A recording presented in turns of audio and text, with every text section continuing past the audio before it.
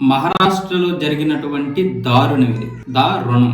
మహారాష్ట్రలోని చందాపూర్ జిల్లాకి చెందినటువంటి రోషన్ సదాశివ కుడే అనే ఒక రైతు అనేక వ్యవసాయాలు చేసి నష్టపోయాడు. నష్టపోతే 2 ఆవులు కొని పాల వ్యాపారం చేద్దామని ఇద్దరు వడ్డీ వ్యాపారుల దగ్గర ₹1,00,000 తీసుకొచ్చాడంట. చెరో 50,000 రూపాయల లెక్కన. వాళ్ళు రోజుకి 50,000కి ₹5,000 వడ్డీ, అంటే ₹1,00,000కి 10,000 వడ్డీ రూపాయలు చొప్పున వాళ్ళు వసూలు చేసేవాళ్ళంట. మరి ఈయన ఆవులు కొన్నంత మాత్రాన 2 ఆవులు కొన్నాడు అనుకుందాం 50,000 చొప్పున. అంత మాత్రాన రోజుకి ₹10,000 పాలు ఇచ్చేటటువంటి ఆవులు ఎక్కడున్నాయి ఈ దేశంలో?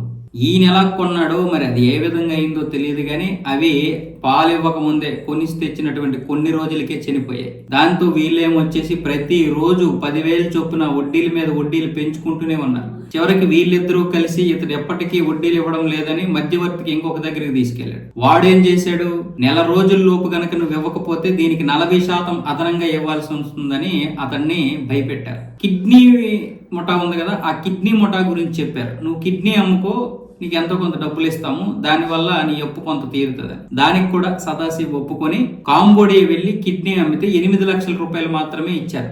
ఆ 8,00,000 ఈయన చేతికి ఇవ్వకుండా వడ్డీ వ్యాపారులు తీసుకున్నారు. మధ్యవర్తి కొంత తీసుకున్నాడు. అయినా వడ్డీ ఎక్కడ తీరింది? మొత్తం కలిపితే 72 లక్షలు అయిందట వడ్డీ. రోజుకి 10,000 చొప్పున అంటే నెలకి ₹3,00,000, సంవత్సరానికి 36 లక్షలు, 2 సంవత్సరాలకి 72 లక్షలు.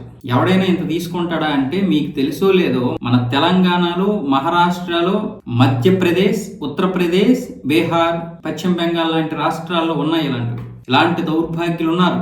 ఇంకా చెత్త విధవులు ఉన్నారు వసూలు చేసేటటువంటి వారు. అయితే కొంతమంది లక్షకి రోజుకి ₹1,000 వసూలు చేస్తారు, కొంతమంది 2,000 వసూలు చేస్తారు, 5,000 కూడా వసూలు చేస్తారు. మన తెలంగాణలోనే ఉన్నారు చాలా మంది. అయితే వాళ్ళకి వచ్చే డబ్బులు కూడా అలా ఉంటాయి. కొన్ని వ్యాపారాలు అలా ఉంటాయి. రోజుకి 10,000 వస్తే 5,000 వడ్డీకి ఇస్తారు, అది వేరే విషయం. కానీ ఇతడు ఒక రైతు, వీళ్ళేమొచ్చేసి ఇలా దండుకున్నారు. అతడు చివరికి ఆత్మహత్య చేసుకోకుండా ధైర్యంగా నిలబడి పోలీసుల దగ్గరికి వెళ్తే పోలీసులు అసలు పట్టించుకోలే. ఎందుకంటే ఆ వడ్డీ వ్యాపారులు వాళ్ళకి ఇస్తారంట నెల నెల దందాలు పోలీసులకి. అంటే వాళ్ళు ఎన్ని లక్షల్లో చేస్తున్నారో అర్థం చేసుకోండి. చివరికి ఇప్పుడేమొచ్చేసి అతడు మీడియా ముందుకు వచ్చి ఇప్పటికైనా పోలీసులు గనక చర్యలు తీసుకోకపోతే మంత్రాలయ దగ్గరికి వచ్చి నా కుటుంబంతో సహా అందరము ఆత్మహత్య చేసుకుంటామని మీడియా దగ్గరికి వచ్చి చెప్పాడు.